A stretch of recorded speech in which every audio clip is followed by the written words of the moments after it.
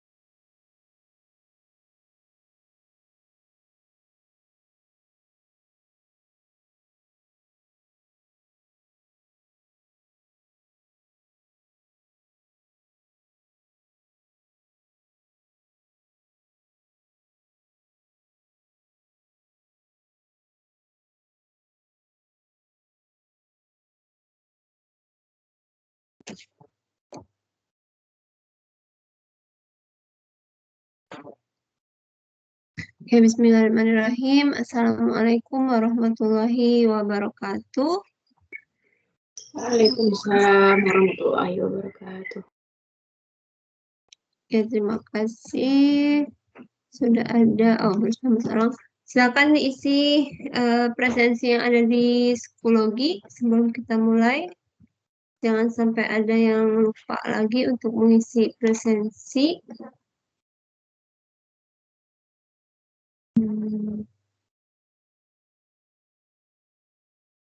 Oke. Hari ini kita akan membahas mengenai freedom of speech, kemudian nanti dilanjutkan ada tugas. Ya, itu ya untuk tugas minggu ini.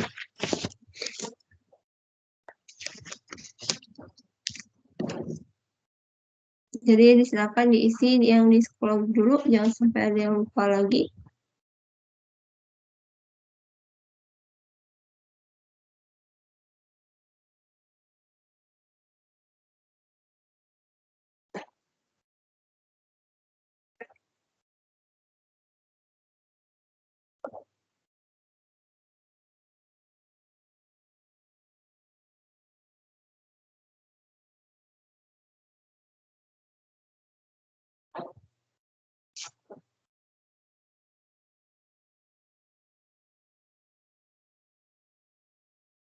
Nah, jadi pada zaman dahulu ketika seorang ingin menyampaikan informasi kepada orang lain, maka jangkauan mereka itu terbatas pada ya seberapa banyak mereka bertemu dengan orang. Jadi kalau ada satu speaker, dia ketemu dengan orang lain dan nanti dia akan berkomunikasi, atau mungkin kalau ingin ada banyak orang yang ingin diinformasikan tentang sebuah informasi, maka akan dikumpulkan dulu orang-orangnya,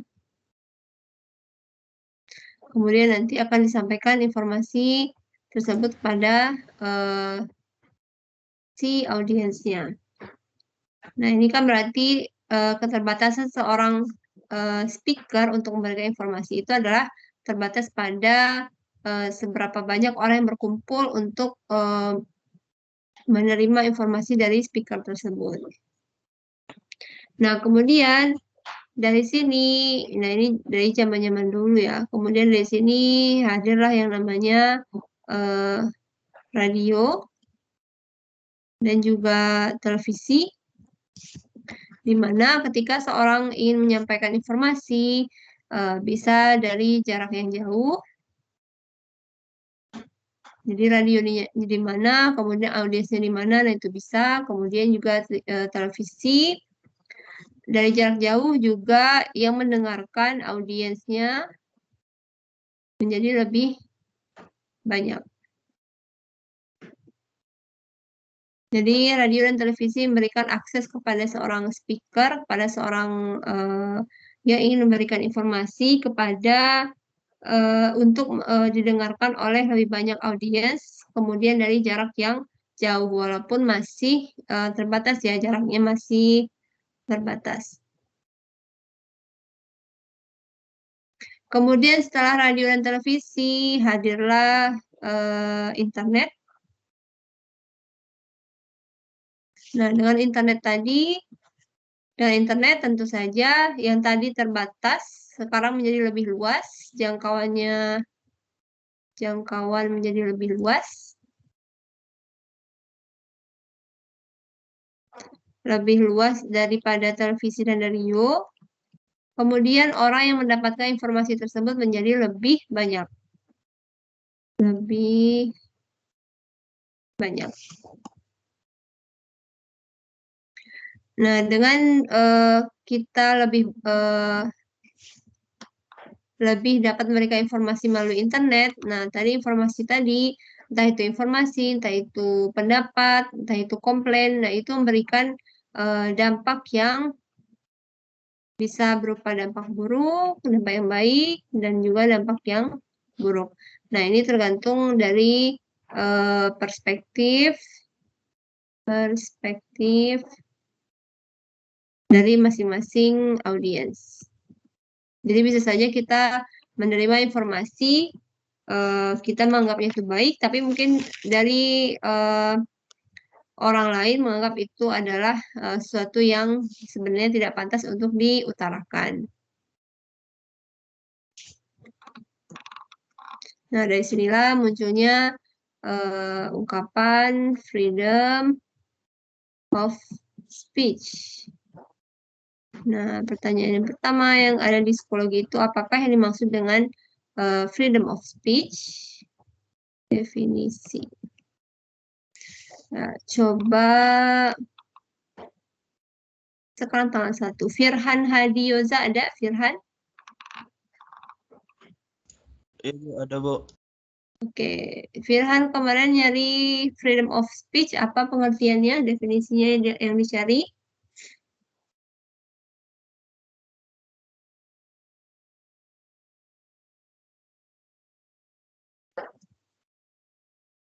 Ya, halo?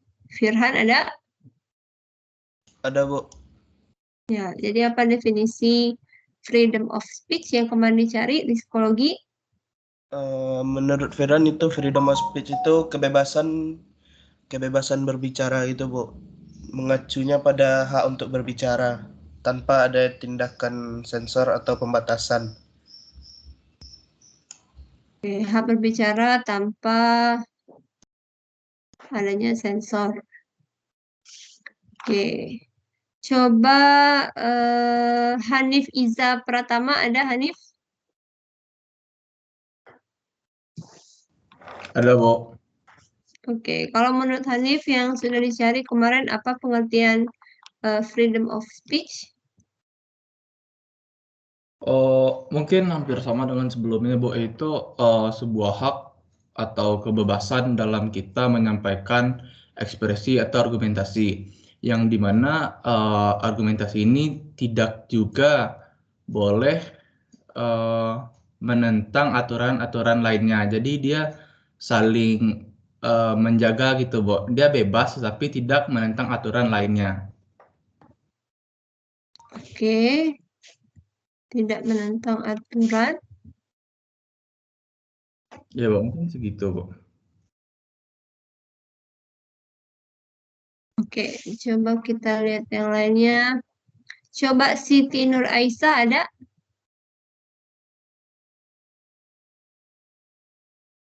Ada Siti Nur Aisyah? Tidak ada? Ada, Bu. Oh, ada. Ada. Oke. Ya, silahkan. Apa definisi yang dicari kemarin freedom of speech? Mungkin hampir sama, Bu. Adalah suatu kebebasan yang mengacu pada sebuah hak untuk berbicara secara bebas tanpa adanya tindakan atau pembatasan terhadap hal tersebut untuk menyebarkan kebencian. Mungkin itu, Bu. Ya, gimana yang kebencian tadi gimana? Misalnya gini, Bu. Kita tuh bebas berbicara. Bebas di sini tuh bukan berarti kita bisa sesuka hati aja menyampaikan sesuatu kayak ujaran kebencian gitu, Bu. Oh, oke, bebas berbicara tapi ada batasannya. Oke, coba Nadia Gusdita ada? Ada, Bu. Oke, kalau menurut Nadia gimana freedom of speech ini? Definisinya apa? Kalau menurut Nadia, freedom of speech itu adalah kebebasan seseorang dalam berbicara tanpa adanya tindakan hukum atas apa yang dia bicarakan, tanpa adanya pembatasan hukum gitu. Berarti Sanksi hukum maksudnya. tanpa sanksi hukum. Berarti kita boleh bebas berbicara apa saja itu maksudnya? Namun harus sesuai juga dengan batasan peraturan yang sudah dibuat begitu, Bu. Oke, ada batasan peraturan. Oke, coba satu lagi apa ya? Lukman Junet ada? Ada Lukman?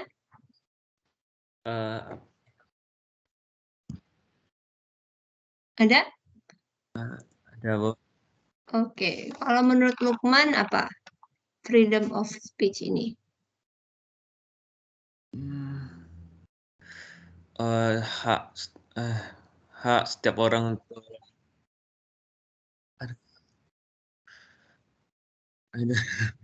Hak untuk menyampaikan gagasan mereka dalam bentuk apapun, Bu.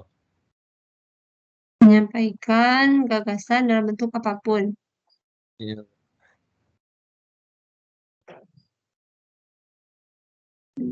Oke, ada lagi? Itu Oke. itu. Oke, ya jadi ya sesuai dengan yang mungkin sudah dicari sebelumnya. Jadi freedom of speech ini kita boleh berbicara, berekspresi dalam bentuk apapun. Dan tadi kalau internet, kalau mungkin radio dan televisi hanya berupa oral atau video tadi ya. Tapi kalau di internet kita bisa membuat teks, membuat audio, membuat video, membuat gambar, dan bentuk-bentuk lainnya. Kemudian tanpa adanya sensor, kemudian tadi saya mendengar ada tanpa apa ya, tanpa takut adanya kalau kita mengutarakan sebuah ekspresi tidak ada rasa takut bahwa pemerintah akan apa namanya memenjarakan kita misalnya. Nah, itu juga bagian freedom of speech. Namun dalam freedom of speech ini ada batasan-batasan tertentu yang harus kita penuhi sehingga tidak merusak tatanan masyarakat. Nah, berarti yang pertama sesuai aturan, entah itu aturan dalam sosial masyarakat, atau mungkin aturan yang ada di undang-undang. Nah, batasan-batasan tertentu ini yang wajar, ya tadi sesuai dengan negara masing-masing ya, atau sesuai dengan daerah masing-masing.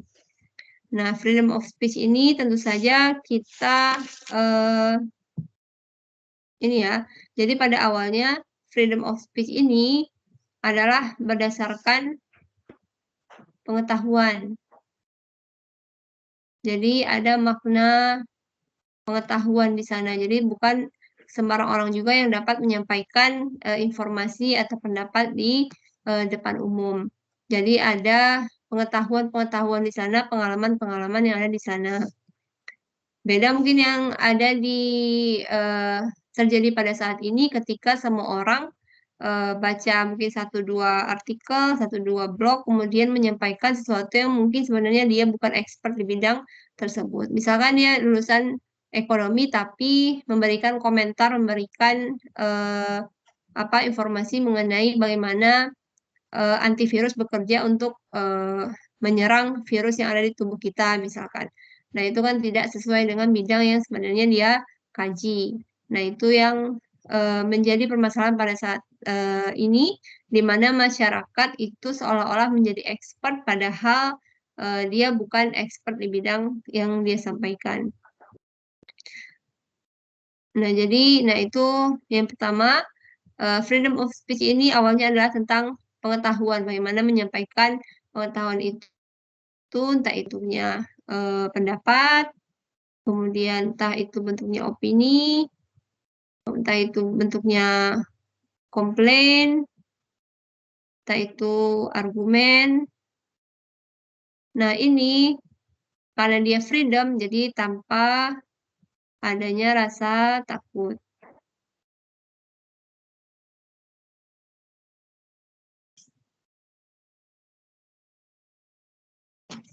Nah, takut di sini bisa berupa takut karena adanya peraturan negara misalkan, atau ada undang-undang, atau dari segi sosial, kemudian juga dari hukuman,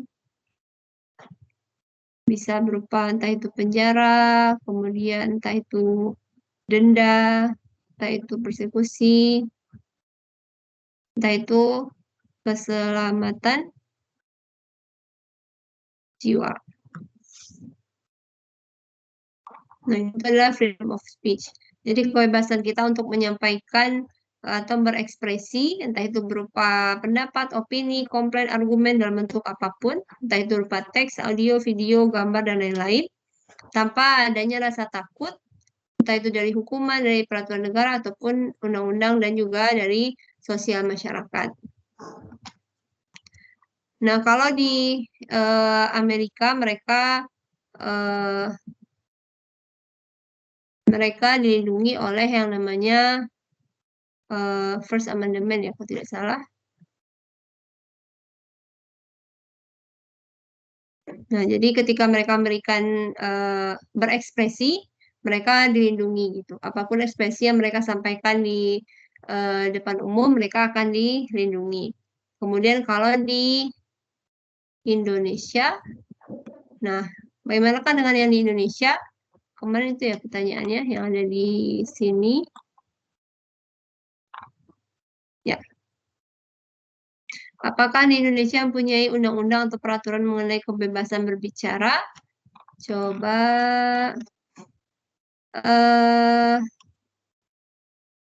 Dania Clara Sinta ada?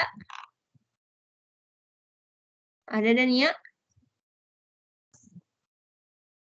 Tidak ada? Ada? Tidak ada? Ada? Oke. Oke, silakan Dania. Peraturannya yang ketemu apa tentang freedom of speech di Indonesia? Sebentar, Bu.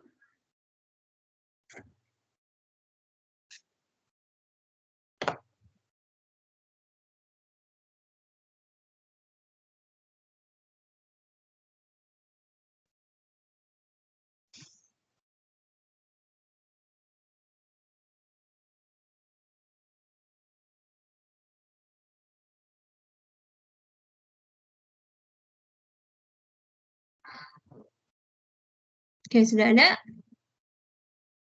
Psikologinya sedang loading, Bu. Sebentar, Bu. Oke.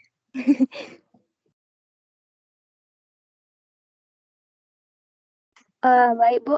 Yang Dania temui mengenai undang-undang tentang freedom of speech itu yang pertama ada pasal 28E ayat 3 Undang-Undang Dasar 1945, yaitu setiap orang berhak atas kebebasan berserikat, berkumpul, dan mengeluarkan pendapat. Lalu pasal 28F Undang-Undang Dasar tahun 1945 berbunyi setiap orang berhak untuk berkomunikasi dan memperoleh informasi untuk mengembangkan pribadi dan lingkungan sosialnya, serta berhak untuk mencari, memperoleh, memiliki, menyimpan, mengolah, dan menyampaikan informasi dengan menggunakan segala jenis saluran yang tersedia. Lalu, pasal 23 ayat 2 Undang-Undang Nomor 39 tahun 99 tentang HAM yang berbunyi setiap orang bebas untuk mempunyai, mengeluarkan, dan menyebarluaskan pendapat sesuai hati nuraninya, secara lisan dan atau tulisan melalui media cetak maupun elektronik dengan memperhatikan nilai-nilai agama, kesusilaan, ketertiban, kepentingan umum, dan kebutuhan negara. Lalu yang terakhir, pasal 28J ayat 2 Undang-Undang Dasar 1945 yang berbunyi, dalam menjalankan hak dan kebebasannya, setiap orang wajib tunduk kepada pembatasan yang ditetapkan dengan undang-undang dengan maksud semata-mata untuk menjamin pengakuan serta penghormatan atas hak dan kebebasan orang lain dan untuk memenuhi tuntutan yang adil sesuai dengan pertimbangan moral, nilai-nilai agama, keamanan, dan ketertiban umum dalam suatu masyarakat demokratis. Itu yang Nanya temukan, Bu. Oke. Berarti banyak ya di Indonesia ternyata undang-undang atau peraturan yang membahas mengenai freedom of speech tadi. Saya hanya menangkap yang pasal 28, ini pasal ada yang HAM tadi disebut juga. Jadi kita bebas berserikat, berkumpul, mengeluarkan pendapat. Tapi tadi yang saya tangkap itu adalah tujuannya untuk pengembangan diri, untuk hal yang bermanfaat. Tadi saya nangkapnya untuk masyarakat juga, untuk diri sendiri, dan untuk masyarakat, untuk negara. Kemudian ada juga pembatasannya di sini adalah harus mematuhi atau memperhatikan ya nilai agama yang berlaku, juga kepentingan umum, kemudian juga memperhatikan pembatasan undang-undang, kemudian memperhatikan moral dan juga keamanan ketika kita menyampaikan pendapat tersebut. Nah, oke. Kemudian adakah tambahan yang lain? Mungkin dari Fauzan Maizardi ada, Fauzan? Ada, Bu. Ada. Oke. Kurang lebih sama seperti yang disampaikan sebelumnya, Bu. Ada tambahan lain? Tidak ada? Tidak, Bu. Oke. Mungkin yang lain, William Wahyu ada, William? Ada, Bu. Oke, ada tambahan lain mungkin William, penjelasan yang lain?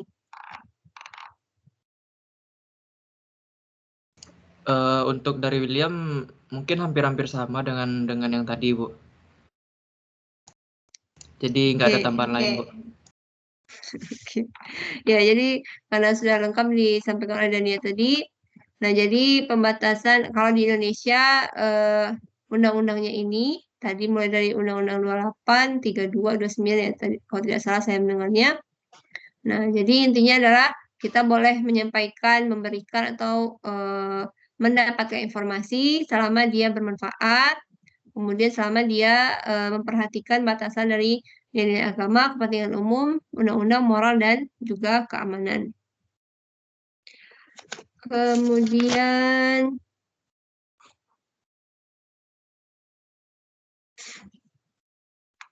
nah, tapi ada juga orang-orang yang melebihi batas-batas tadi ya, undang-undang, moral, keamanan tadi sehingga meresahkan sosial kita. Nah, kemudian permasalahan yang ada pada freedom of speech ini ada yang pertama adalah pornografi. Nah, permasalahan pada pornografi ini adalah ada beberapa konten yang legal untuk mungkin yang 18 tahun ke atas. Tapi konten ini juga dengan mudah dapat diakses oleh anak-anak. Nah, jadi agak repot sebenarnya ya ketika kita mengizinkan kontennya untuk tersebar, tapi pada saat yang sama kita juga harus membatasi aksesnya untuk anak-anak. Kemudian permasalahan lain pada pornografi ini adalah tidak jelas batasan mana yang disebut dengan mungkin arts, mungkin kesenian, mungkin ya bagian dari arts, bagian dari seni, mana yang bagian pornografi. Nah, itu batasannya tidak jelas. Kemudian permasalahan lainnya adalah pada pornografi media digital. Nah, konten pornografi ini tentu saja dilarang gitu jika pemainnya yang di dalam itu adalah anak-anak. Karena inti dari pornografi itu bagaimana sebuah negara, mungkin keluarga juga, menghindari konten-konten pornografi itu terutama pada anak-anak yang di bawah usia 18 tahun. Dan juga jangan sampai anak-anak itu dieksploitasi untuk memerankan pornografi tadi. Nah, permasalahannya sekarang adalah adanya media digital yang orang-orang itu bisa membuat sebuah konten yang mungkin isinya adalah pornografi, tetapi seolah-olah pemainnya di dalam itu adalah anak kecil. Padahal mungkin sebenarnya mereka menggunakan media-media digital, teknologi tersendiri, sehingga seolah-olah yang digambarkan itu adalah anak kecil. Nah, itu juga menjadi permasalahan bagi pada pornografi pada freedom of speech ini. Nah, pertanyaan yang kemarin ditanyakan di sini adalah, nah ini,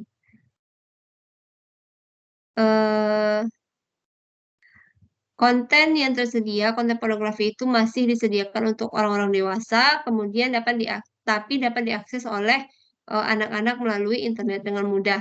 Nah, bagaimanakah sebaiknya penanganan permasalahan konten pornografi yang menyerang anak-anak? Nah, mungkin siapa ya? Coba Elvi Jario. Ada? Ada, Bu.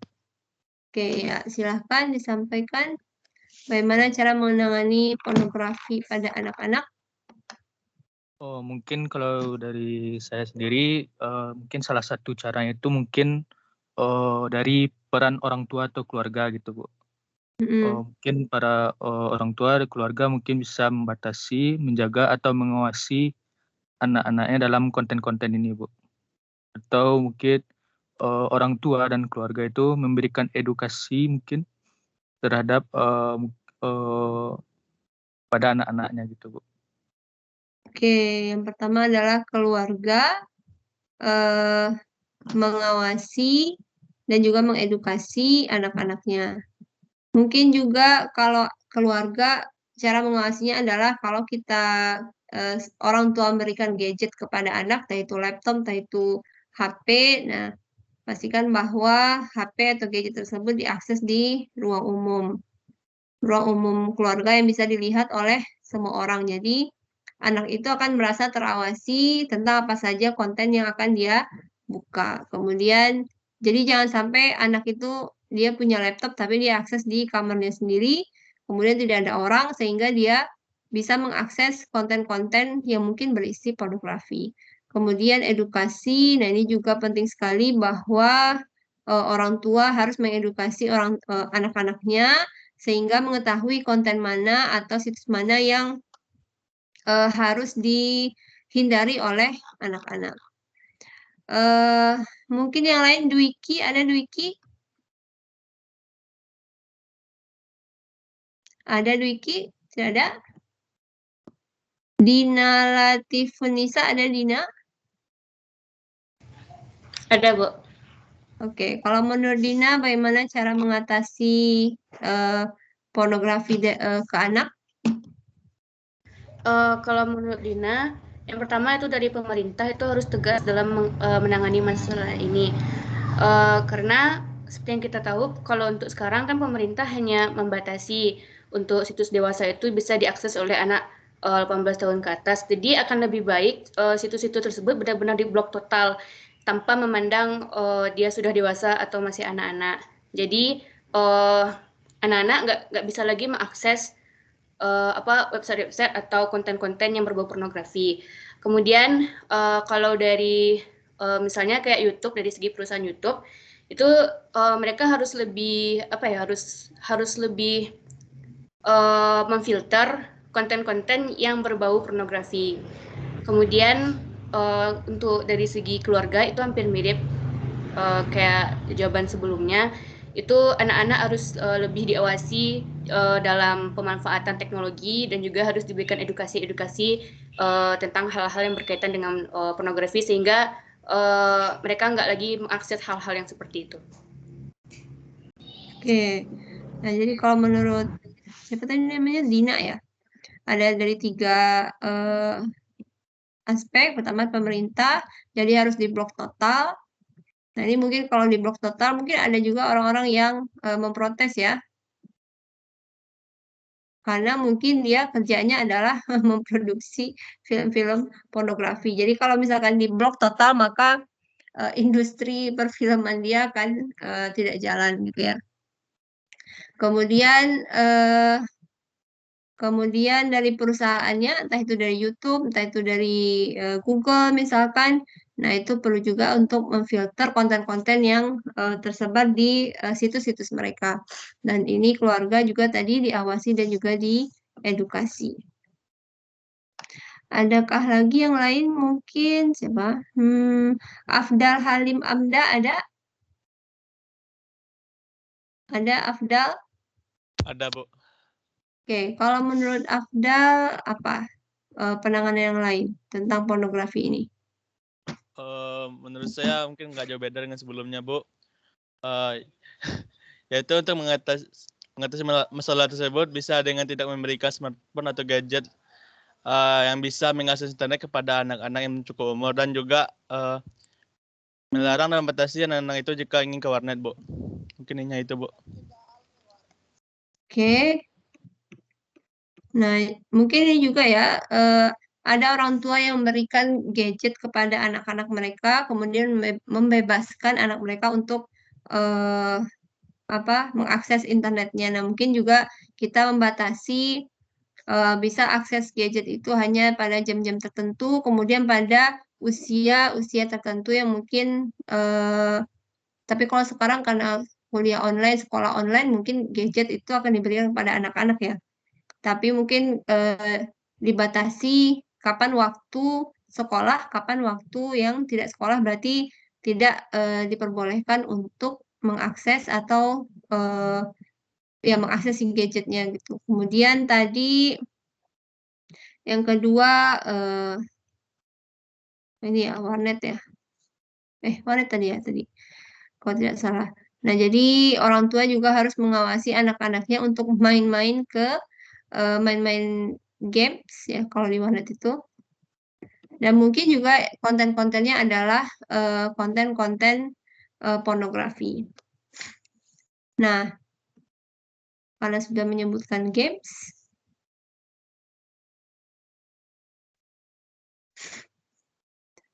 kemudian yang kedua, selain pornografi, adanya video games yang mungkin isinya adalah, rasanya dulu pernah kita bahas tentang pertanyaan video games ini, ada isinya yang pornografi, ada isinya yang mengenai kekerasan. Nah, pornografi ini mungkin dari pakaiannya. Nah, biasanya kalau pakaian perempuan di video games itu dideskripsikan, digambarkan dengan pakaian-pakaian yang seksi-seksi. Nah, itu entah kenapa. Kemudian yang kekerasan juga seperti itu. Ada mungkin anak-anak yang terinspirasi untuk melakukan kekerasan karena mereka telah terekspos oleh video-video games yang mereka mainkan, entah itu tembak-tembak, tinju-tinju gitu ya, dari video games. Nah, di usia berapakah seorang anak itu cukup dewasa untuk memutuskan bisa bermain video games? Apakah yang menentukan itu orang tua atau undang-undang? Nah, itu pertanyaannya.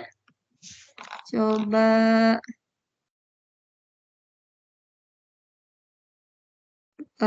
Fatania, coba Fatania. Ada Fatania? Ada, Bu.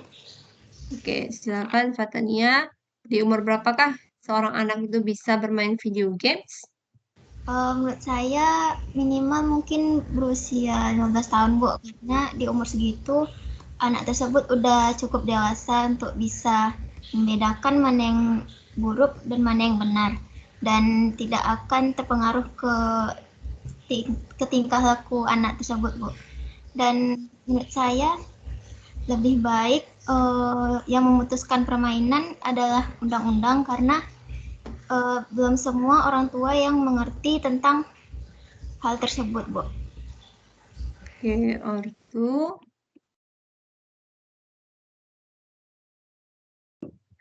Oke, kalau menurut Fatania itu di umur 15. Karena kalau 15 itu usia masuk SMA ya. Masuk SMA. Kemudian yang menentukan baiknya adalah undang-undang.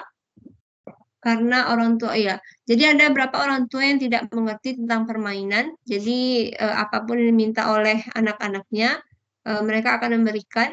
Kemudian mereka berpikir bahwa anak-anak tersebut akan paham bahwa yang mereka mainkan itu adalah hanya permainan saja gitu. Padahal mungkin ada anak-anak yang belum cukup berkembang otaknya, sehingga mereka berpikir bahwa apa yang mereka lihat di video games itu bisa mereka aplikasikan di dunia nyata, sehingga mungkin terjadi kekerasan, kemudian bullying di dunia nyata.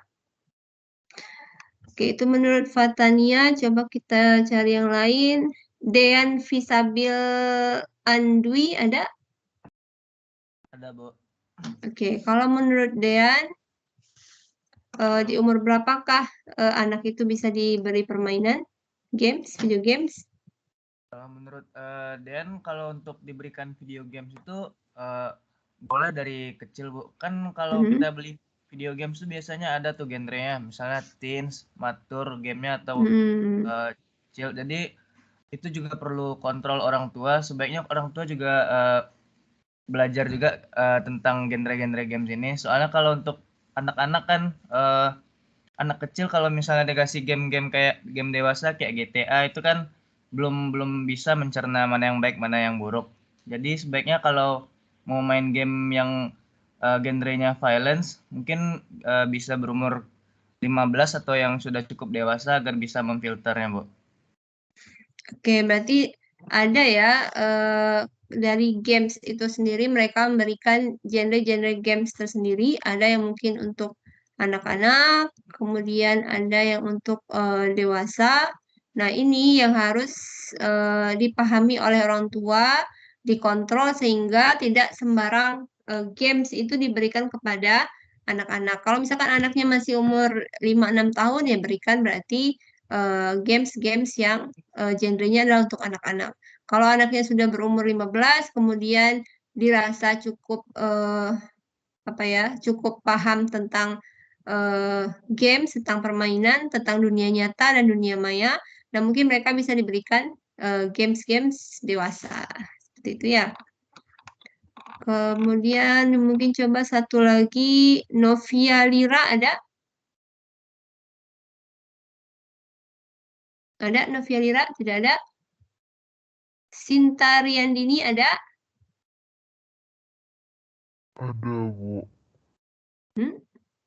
Sinta ini atau Novia? Sinta, Bu. Kenapa suaranya seperti itu? Ngeri sekali. Atau saya saja ya? Silakan Sinta.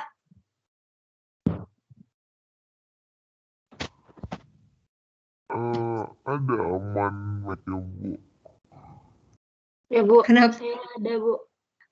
Siapa? Ini siapa nih? Novia, Bu. Novia. Tadi siapa? Sinta, Novia. Yang robot itu Sinta, Bu. Mic-nya memang bermasalah, Bu. Saya ngeri dengarnya, ya Allah. Oke, silakan Novia dulu kalau gitu. Bu, menurut saya kan game itu sudah bisa diperkenalkan pada umur 3 atau sampai 4 tahun, Bu. Tapi itu bisa disesuaikan gamenya gitu kan, Bu. Anak-anak tuh bisa belajar dari game yang ada. Cuman yang namanya game tuh kan fun gitu kan, Bu. Perlu bimbingan dari orang tua yang jelasin kalau game itu pada usia segini harusnya gamenya yang kayak gini gitu, Bu. Oke, berarti intinya tetap adalah adanya perlu bimbingan orang tua. Jadi apapun games-nya bisa disesuaikan asalkan ada bimbingan orang tua. Iya, Bu. Oke. Oke, nah jadi itu untuk yang video games, mungkin setiap orang beda ini ya, beda perspektif tergantung mungkin lingkungan keluarganya, lingkungan sekolahnya, lingkungan pertemanannya gitu. Jadi sebagai mungkin yang di keluarga kita kalau ada yang punya adik, nah silakan dilihat lagi adiknya main games apa, apakah mereka paham gitu apa yang mereka mainkan itu adalah sesuatu yang di dunia maya. Jadi kan ada kadang anak-anak itu bermain video gamesnya tentang pedang-pedangan, kemudian secara real life-nya mereka juga minta pedang-pedangan asli, kemudian pedang-pedang itu kemudian dimainkan kepada orang lain yang akhirnya bisa mendapatkan cedera gitu. Nah, jadi saya ada kejadian entah itu entah terinspirasi dari video games atau apa. Jadi sedang bermain-main 2 orang, masih anak kecil, kemudian mungkin bisa saja melihat dari video games, dia memukul temannya, kemudian temannya ini akhirnya lumpuh seumur hidupnya. Kemudian akhirnya dia itu SD, baru umur SMA akhirnya yang kena pukul tadi, yang lumpuh tadi akhirnya meninggal dunia gitu. Jadi itu salah satu efek kalau kita tidak memberikan pemahaman yang baik kepada anak-anak bahwa apa yang dilihatnya di video games itu hanyalah permainan yang tidak bisa direalisasikan di kehidupan nyata. Jadi kalau misalnya kita pakai pedang di video games, bukan berarti kita juga bisa memukul orang pakai benda-benda yang seperti pedang misalkan. Nah, itu efek dari video games yang perlu diperhatikan oleh orang tua. Kemudian selain video games, permasalahan di internet lainnya terkait free of speech ini adalah hate speech. Nah, hate speech ya, tadi ya ini kebencian yang diutarakan oleh orang kepada orang lain atau grup lain, mungkin karena entah itu perbedaan gender, kemudian entah itu terkait agama, entah itu terkait politik, apalagi terkait mungkin orientasi seksualnya, kemudian mungkin juga terkait orang-orang disabilitas.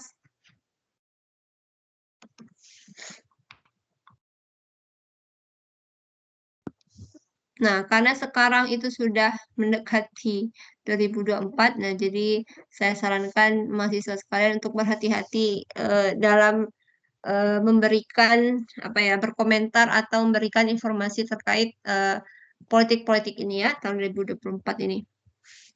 Teman saya kemarin kena hate speech ini. Jadi beliau itu dulu pernah ikutan yang namanya Indonesia Mengajar. Mungkin ya Indonesia Mengajar ini mungkin masih ada rasanya sekarang ya. Indonesia Mengajar ini adalah untuk lulusan S1 yang nanti akan mengajar di daerah 5T Indonesia selama 1 tahun. 1 tahun. 5T ini yang terluar, apalagi terdalam, terluar, terdalam, pokoknya daerah-daerah luar Indonesia yang paling ujung-ujung pokoknya selama 1 tahun. Nah, ini diinisiasi oleh Pak Anies Baswedan. Nah, tapi ini sebelum beliau jadi turun ke politik ya. Ini ketika beliau menjadi rektor Universitas Paramadina ya, kalau tidak salah. Nah, baru-baru kemarin ini teman saya memberikan entah itu mengingat kembali pengalaman beliau di Indonesia mengajar waktu itu, kemudian memberikan membuat komentar di sosial medianya, di Instagramnya mengenai Pak Anies gitu lah ya. Jadi beliau mungkin berpendapat bahwa ya Pak Anies ini programnya oke-oke, kemudian kayak itulah tapi terkait Indonesia mengajar tadi ya. Tapi setelah itu datanglah entah itu apa yang namanya buzzer atau apapun yang kemudian menyerang teman saya ini sampai semuanya dikritik sampai wajahnya juga dikritik. Kenapa wajah kayak kamu itu kasih komentar kayak gini ya, seperti itulah ya.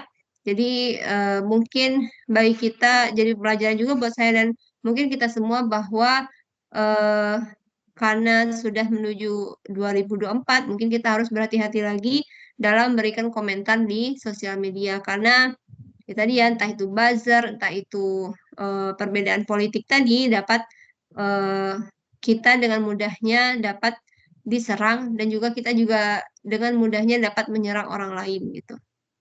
Jadi berhati-hatilah memberikan komentar terkait politik pada saat-saat ini. Kemudian juga terkait agama, mungkin ada yang ingat dulu di Perancis ya kalau tidak salah. Jadi ada orang yang membuat karikatur Nabi Muhammad dan itu menjadi viral, kemudian menjadi keresahan umat-umat Islam di seluruh dunia, termasuk juga di Indonesia. Kemudian kan waktu itu ada demo di hampir seluruh dunia gara-gara karikatur ini. Nah, kemudian akhirnya si pembuat karikatur ini juga dibunuh kan ya oleh seseorang yang ada di Perancis waktu itu. Ya kemudian akhirnya menyebabkan ya kematian gitu.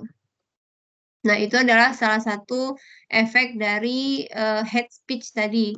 Mungkin awalnya adalah berupa verbal yang kita sampaikan di internet, di sosial media kita, namun mungkin akhirnya akan menjadi serangan fisik seperti yang tadi di karikatur Nabi Muhammad tadi ya SAW yang ada di Prancis tadi.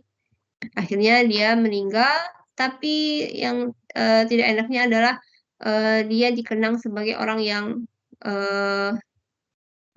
kayak pahlawan juga jadinya gitu di Prancis itu karena prosesi penguburannya itu seolah-olah mereka menghormati kebebasan beragama gitu. Jadi kebebasan freedom of speech tadi. Kebebasan berekspresi itu lebih ditinggikan gitu di daerah-daerah Prancis itu. Nah, kemudian setelah hate speech ada yang namanya anonymity, ada pseudonymity.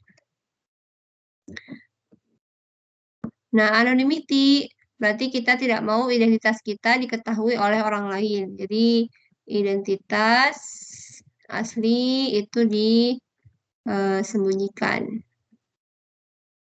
Kalau ini pseudonymity ini kita pakai nama alias. Jadi sebenarnya sama-sama identitas asli itu tidak diketahui. Tidak diketahui.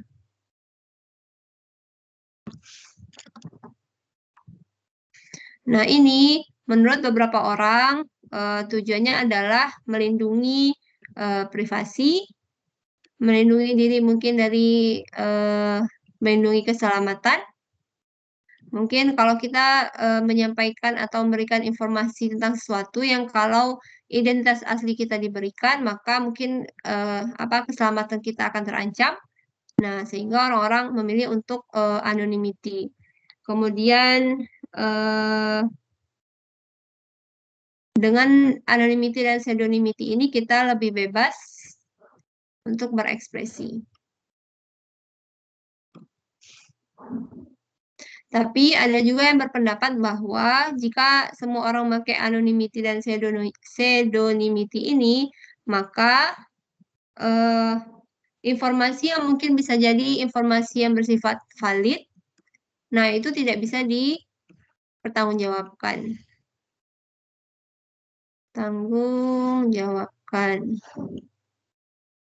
Jadi tidak ada akuntabilitas.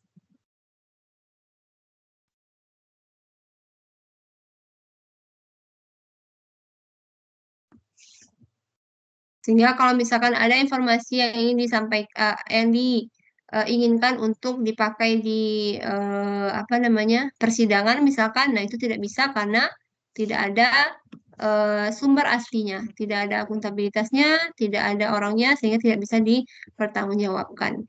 Nah mungkin ada yang pernah mencoba change.org misalkan, kemudian apa lagi ya, yang kita bisa berkontribusi melalui situs-situs tertentu untuk memberikan voting-voting tertentu, tapi mungkin nama asli kita itu disembunyikan.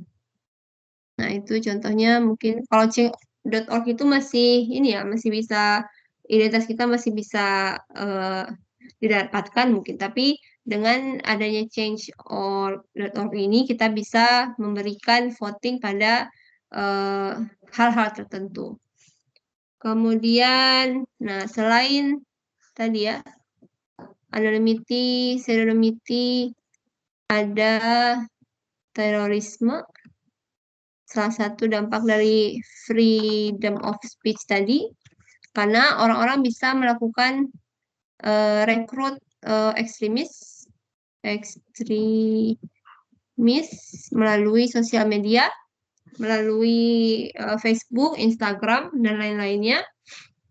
Jadi digunakan untuk merekrut ekstremis dan juga memberikan konten-konten tentang ekstremis tadi. Dan yang nanti juga masuknya ke hate speech gitu ya. Oke, ada pertanyaan dulu sampai di sini. Selanjutnya adalah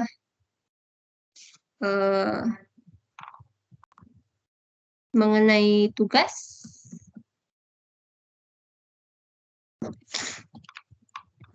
Tugas minggu ini bentuknya ada dua. Satu adalah makalah.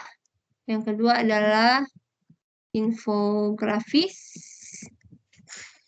Infografis dari tadi yang makalah yang dikumpulkan tadi. Kemudian silahkan pilih salah satu tema yang sudah kita bahas, entah itu mengenai etika, atau privasi, atau freedom of speech. Kemudian dari salah satu masalah ini silahkan dianalisa, diidentifikasi permasalahan terkini. Nah, misalkan tadi yang saya sebutkan kan yang di YouTube ada banyak orang yang meng-crop atau memotong-motong video tersebut sehingga seolah-olah menyampaikan informasi yang sebaliknya gitu. Padahal mungkin ketika kita menonton video itu secara utuh, informasinya adalah ke A misalkan. Tapi karena ada potongan video yang dipotong, seolah-olah itu menyampaikan hal yang arahnya adalah ke B gitu. Jadi ada permasalahan mengenai hal tersebut pada saat ini.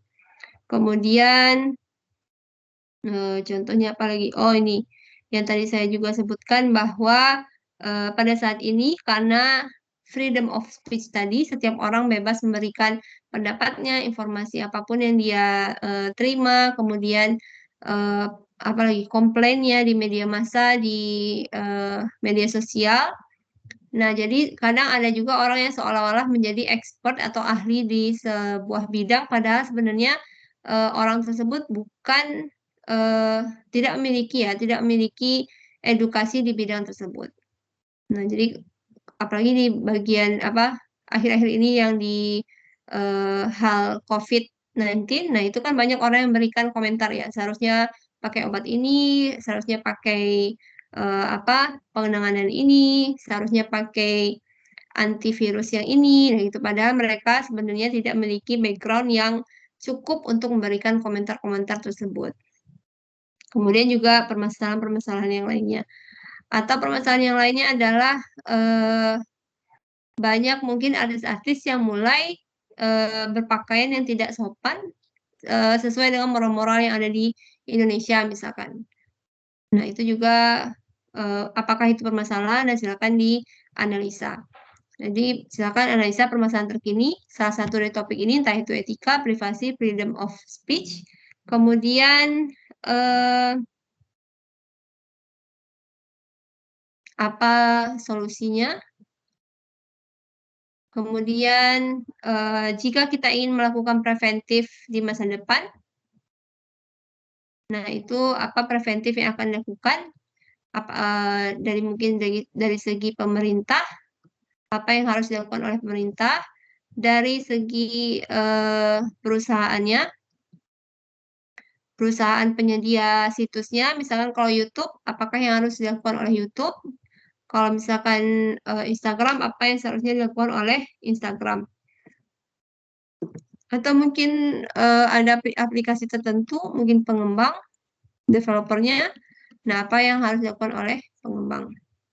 Kemudian nanti ini dibuat dalam tadi ya, makalah dan juga infografis. Seperti itu. Ada pertanyaan dulu?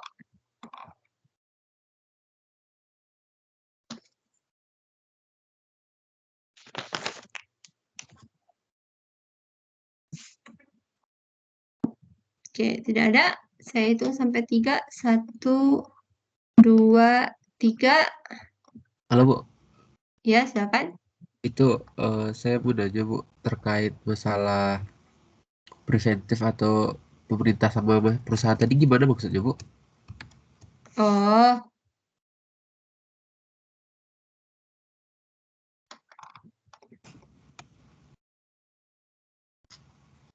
Ya. Nah, misalkan tadi saya menyebutkan yang video YouTube yang dipotong-potong, kemudian ini di-share ke orang banyak gitu kan ya, sehingga informasi yang diberikan itu salah gitu kan. Nah, mungkin video. Nah, mungkin dari perusahaannya, perusahaan kan tadi karena ini YouTube, berarti perusahaan YouTube-nya. Ini perusahaan penyedia situsnya. Berarti ini kan YouTube ya. Nah, mungkin ada kebijakan dari YouTube untuk memberikan solusi ini, bahwa kita tidak bisa download videonya misalkan, atau mungkin YouTube akan memberikan mendeteksi siapa-siapa saja yang mendownload, kemudian nanti dicegah gitu untuk mendownload video tersebut. Kemudian apalagi ya?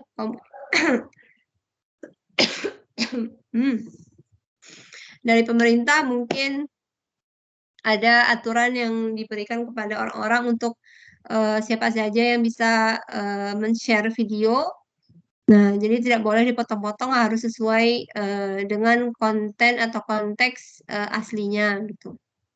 Jadi silakan ambil perspektif dari banyak pihak, dari banyak ya tadi ya perspektifnya, bagaimana cara memberikan solusi yang baik terhadap permasalahan yang dipilih tadi. Bisa dari segi pemerintah, bisa dari segi perusahaan atau penyedia situsnya, bisa juga dari pengembang. Misalkan kalau dari pengembang, kita punya aplikasi misalkan aplikasi Shopee misalkan. Nah, di sana kan ada barang-barang yang tidak asli yang dijual kan. Misalkan kalau yang sering komentar itu misalkan Terelie gitu. Dia buku-bukunya banyak yang tidak asli yang diperjualkan di marketplace. Nah, sebagai pengembang Shopee, nah bagaimanakah cara pengembang itu bisa melakukan preventif pada orang-orang yang menjual buku-buku bajakan. Nah, silakan dipikirkan apakah ada mungkin aplikasi atau algoritma yang bisa mendeteksi bahwa barang tersebut yang dijual adalah bajakan misalkan. Nah, jadi silakan ambil perspektif dari banyak orang, dari banyak pihak, dari banyak stakeholdernya untuk melakukan preventif dan juga memberikan solusi pada permasalahan tersebut gitu. Apakah sampai yang saya maksud?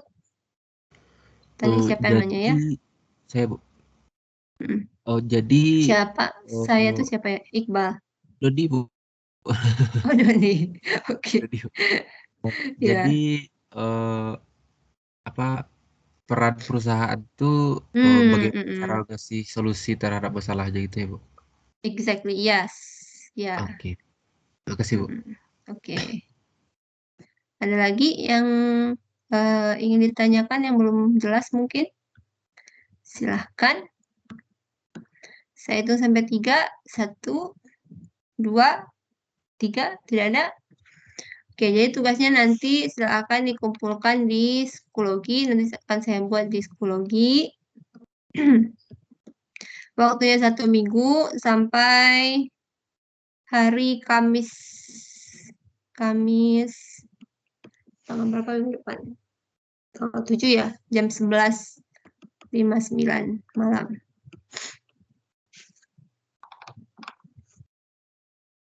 Oke, ada lagi pertanyaan? Tidak ada? Kalau tidak ada. Kalau tidak ada, cukup untuk hari ini. Silakan dikerjakan tugasnya. Sedangkan untuk psikologi yang seperti biasa untuk pekan ini tidak ada, diganti dengan tugas. Cukup untuk hari ini. Saya akhiri. Alhamdulillahirrahmanirrahim. Sampai ketemu insya Allah minggu depan. Assalamualaikum warahmatullahi wabarakatuh. Waalaikumsalam. Oke, saya end meeting ya. Oke.